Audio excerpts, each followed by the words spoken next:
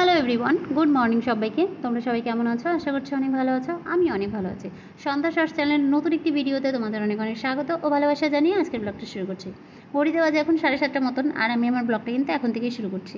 সকাল অনেকক্ষণ আগেই হয়ে গেছে, কিন্তু আমার সকালটা আজকে একটু লেটেই হয়েছে, কেননা ঘুম থেকে উঠতে একটু দেরি হয়ে গেছে। আর আমার হাজব্যান্ড যেহেতু সকালবেলা উঠেই ওর কাজের জায়গায় চলে গেছে, তো সেই কারণে আমার উঠতে একটু লেট হয়ে গেছে। তো এখন উঠে সমস্ত কাজকর্মগুলো সেরে নেব। আর ঘুম থেকে উঠেই আমার প্রথম কাজ থাকে হচ্ছে বিছানা গোছানো, জানলা খোলা, ঘর ঝাড় দেওয়া, রুমের সামনেটা পরিষ্কার করা, এই সমস্ত কাজগুলো থাকে। তো যেহেতু অনেকটাই আগে চলে গেছে, তো ওরও আসার টাইম হয়ে গেছে, তো এখন আমাকে তাড়াতাড়ি এই সমস্ত কাজকর্মগুলো কিন্তু সেরে নিতে হবে। তারপরে আবার খাবার বানানোর একটা চাপ আছে। তো যাই হোক, ব্রেকফাস্টও একটু হেভি বানাতে হবে, কেননা সকালবেলা উঠে গেছে। আর যেদিন ও আগে পড়ে যায় হালকা পাতলা কিছু করে দিই। তো এই ভাইটা এসেছিলো দুধ দিতে, তো দুধটা নিয়ে নিলাম। আর কিছুটা পরিমাণ জামা কাপড় ছিল, সেগুলো না কাঁচা হয়ে গেছে, আর বাইরে একটুখানি শুকোতে দিয়ে দেবো। রোদ কিন্তু নেই, মানে কি বলো তো, বৃষ্টি ভালোই হচ্ছে এখানে, তো রোদ যেহেতু নেই সেই কারণে বাইরে মেলে দিলে জলটা ঝরে যাবে, আর জলটা ঝরলে না বারান্দাতে মেলে দিলে শুকিয়ে যাবে, যেহেতু আমার বাইরে মেলার জায়গা আছে বারান্দায়। আর এদিকে পুজোর বাসনটাও মেজে নেবো, পুজোর বাসনটা মেজে একবারে ফুলটা তুলে নিয়ে একবারে চলে আসবো। আর এদিকে কী বলো তো, যেহেতু দেরি হয়ে গেছে কি না, ভাবছি যে কখন কি করব না করব, স্নানও করিনি, আর গোপাল সোনাও এখনও শুয়ে আছে, পুজোও দেওয়া হয়নি। যেহেতু সকালবেলা যদি 8টা সাড়ে 8টার দিকে তোমাদের দাদাভাই ডিউটি যায়, তাহলে সকালের পুজোটা বেশিরভাগ কিন্তু ওই সেরে দিয়ে যায়, তো আমার অতটা চাপ থাকে না, আমি সমস্ত কিছু গুছিয়ে দিয়েও পুজোটা দিয়ে যাই। তারপরে দুপুরে আমি স্নান টান করে আরামসে পুজোটা করি। আর এদিকে দেখো পুরো মানে হচ্ছে অন্ধকার অন্ধকার, মনে হচ্ছে বৃষ্টি আসবে আসবে ভাব, কিন্তু কিছু করার নেই। যেহেতু আমার সবে জামাকাপড়গুলো ধুলাম, তো বাইরে মেলে দিলে জলটা ঝরে যাবে, তো সেই কারণে আর কি মেলে দিচ্ছি। আর কি বলো তো, এখানে 2 দিন 3 দিন পর পর বৃষ্টি হয়, তো এবার দেখো গরমের দিনে কী হয়, জামাকাপড় কিন্তু একটু বেশিই হয়। মানে শীতের দিনে একটা জামা তাও 2 দিন পরা যায়, কিন্তু গরমের দিনে এতটা পরিমাণ ঘামের গন্ধ থাকে যে সেগুলো আর পরা যায় না। আর অনেকগুলো কিন্তু জামাকাপড় ছিল আজকে, মোটামুটি 1 বালতি পুরো। তো সমস্তটা কিন্তু সকালবেলা মানে রাতের দিকে আমি কী করি, জামাকাপড় না সার্ফের মধ্যে ডুবিয়ে রাখি।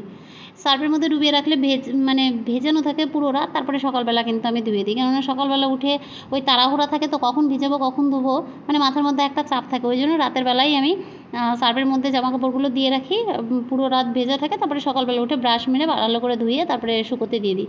তো মোটামুটি দেখো এদিকে আমার জামাকাপড়গুলো মেলা হয়ে গেছে, আর যা সমস্ত কাজকর্ম আছে সেগুলো সেরে নেব। তবে এখানে কি বলো তো, একদম বাড়ির মতন আর কি থাকছি, কোনো অসুবিধা হচ্ছে না, মনে হচ্ছে যেমন বাড়িতে আর কি আমরা থাকি সেরকমই আর কি। আর কালকে রাত্রেবেলা না শরীরটা একটু মানে খারাপ খারাপ লাগছিলো, তো বাসনটাও না ঠিকঠাক ধুইনি আর কি, খেয়েতে বাসনও জমা করে রেখেছিলাম, তো এক গাদা বাসন পড়ে আছে। যা হয় আর কি, যেদিন দেরি করে ঘুম থেকে উঠি সেদিন মনে হয় যে কাজই মনে হচ্ছে শেষ হচ্ছে না। আর একটু আগেই তোমাদের দাদাভাই ফোন করেছিল, ও বললো যে ব্রেকফাস্ট করবে না, ওর আসতে লেট হবে, একবারে খাবার খাবে, তো ওই চাপটাও আর কি কমে গেল, একবারে রান্নাই করে নেবো। আর এদিকে সিঁড়ি টিড়িগুলো সমস্ত কিছু কিন্তু ধুয়ে নিচ্ছি, যেহেতু বৃষ্টি হয়েছে, ওই চপ্পল পরে উঠলে না সিঁড়ি দিয়ে একদম পুরো কাদা কাদা হয়ে যায়। আর এদিকের মাটিটা না মানে কীরকম ভাব বলো তো, বালি মাটি না, মানে ওই লাল লাল মাটি, আঠালো টাইপের, মানে একদম জুতোর সঙ্গে লাগলে, পায়ের সঙ্গে লাগলে পরে না ছাড়তে চায় না একদম। তো সেই কারণে আর কি পুরো সিঁড়ির টিড়িগুলো ধুয়ে দেবো। আর যেহেতু রুমটা আমার মোছা হয়ে গেছে, তো সেই কারণে কিন্তু জলটা আমি ওই বাইরে থেকেই নিয়ে আসবো। আর এখানেও কিন্তু জল মোটামুটি সারাদিনই থাকে, ধীরে ধীরে পাইপে জল আসতেই থাকে, আর ওপরে তো ট্যাঙ্কি আছে, জলের কোনো অসুবিধা হয়নি। সত্যি কথা বলতে একদম পুরো বাড়ির মতন আছি, খোলামেলা জায়গা। আর আমি তো মাঝে মাঝে বাইরেও জামাকাপড় কাচি, যেদিন অনেকগুলো জামাকাপড় থাকে। তো সমস্ত কিছু এখন ধোয়া টোয়া করে কিন্তু আমি স্নানটা সেরে নেবো। তো চলো দেখতে থাকো ভিডিওটা। স্নান করে এসে জানলা দিয়ে দেখছি কি সুন্দর ফুল ফুটে আছে, মানে এই গাছটা না জানলার সাইডে, তো আমি খুব একটা এদিকে আসি না, তো দেখলাম ফুলগুলো ফুটে আছে, তো সেই জন্য আর কি নিয়ে গেলাম যে গোপু সোনাদের পুজো দিব আর কি। আর এদিকে আমার সোনাদেরকে স্নান করিয়ে নেব, যেহেতু গরম পড়েছে, আমাদের যেমন গরম লাগে ওনাদেরও তো গরম লাগে, তো সেই কারণে গোপু সোনাদেরকে স্নান করিয়ে নিলাম।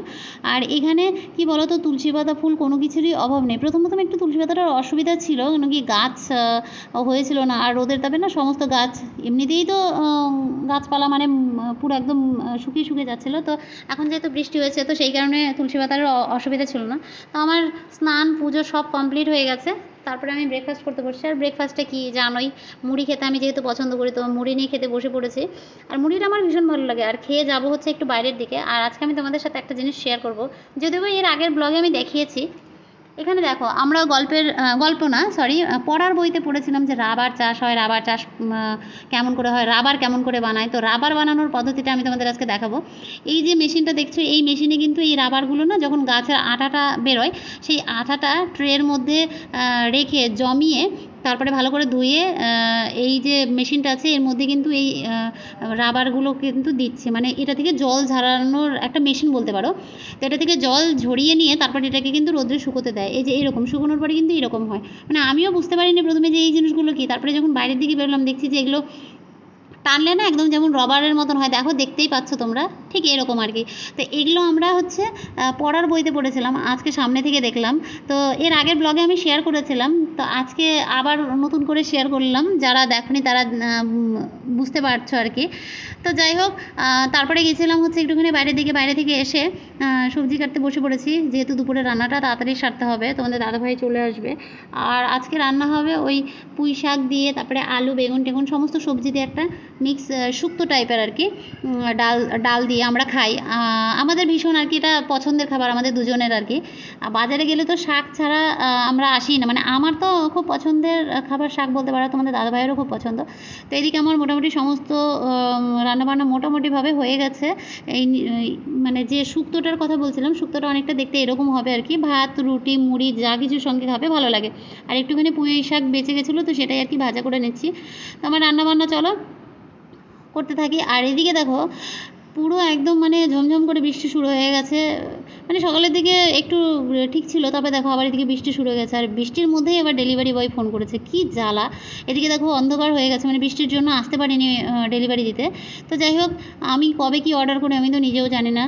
আর এদিকে কবে একটা কি অর্ডার করেছিলাম সেটা আসলো 10-12 দিন পরে, আর আমি না খুলেও দেখি না যে কোথায় আছে না আছে, ট্র্যাকও করে দেখি না। তো হঠাৎ করে ফোন করে বললো, দিদি আপনার জন্য একটা পার্সেল আছে। আর মানে সন্ধ্যের একটু আগে কেননা বিকেলের দিকে বৃষ্টি হচ্ছিলো, আর ওই বৃষ্টির মধ্যে কী করে আসবে। তো যাই হোক, এখানে মানে চেষ্টা চলছে আর কি পার্সেলটা ওপেনিং করার, কিন্তু আমি পারছি না কি আছে এর মধ্যে ভেতরে। তারপরে মনে পড়লো যে কিছুদিন আগে তো আমি ছবি অর্ডার করেছিলাম, আসলে বাচ্চার ছবি আমার খুব পছন্দ। তো এখানে মেলায় গেছিলাম, পাইনি বলে আমি অনলাইন থেকে অর্ডার করলাম।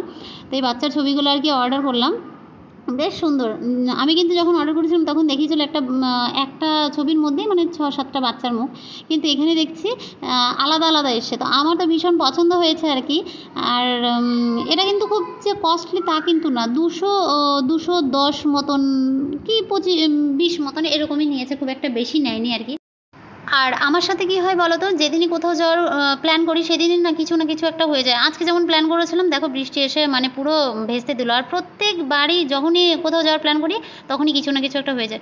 তো যাই হোক চলো, এত খারাপের মাঝেও মনটা ভালো হয়ে গেল এই পার্সেলটা আসার পরে। আর সন্ধ্যেবেলা যেহেতু বৃষ্টি হচ্ছিলো, তো মুচমুচে কিছু খেতে ইচ্ছে করছিলো, সেই কারণে আলুর চিপস ভেজে নিয়েছিলাম সঙ্গে বাদাম মিক্স করে। আর এদিকে আমার এতটা পরিমাণ ঠান্ডা লাগছিলো, তোমাদের দাদাভাইকে বারবার বলছিলাম ফ্যানটা বন্ধ করো, ফ্যানটা বন্ধ করো। ও কিন্তু ফ্যানটা চালিয়েই রেখেছিলো। মানে কী আর করা যাবে বলো, ঠান্ডার হাত থেকে তো আমাকে বাঁচতেই হবে। সেই কারণে পুরো একদম পাগলের মতন দেখো চাদরটা জড়িয়ে বসে পড়েছি। আমাকে দেখে হয়তো সবাই ভাবছো যে মাথা খারাপ না হলে এরকম কি কেউ করে। সত্যিই মনে হয় আমার মাথাটা খারাপ হয়ে গেছে ঘুরতে যেতে পারিনি বলে।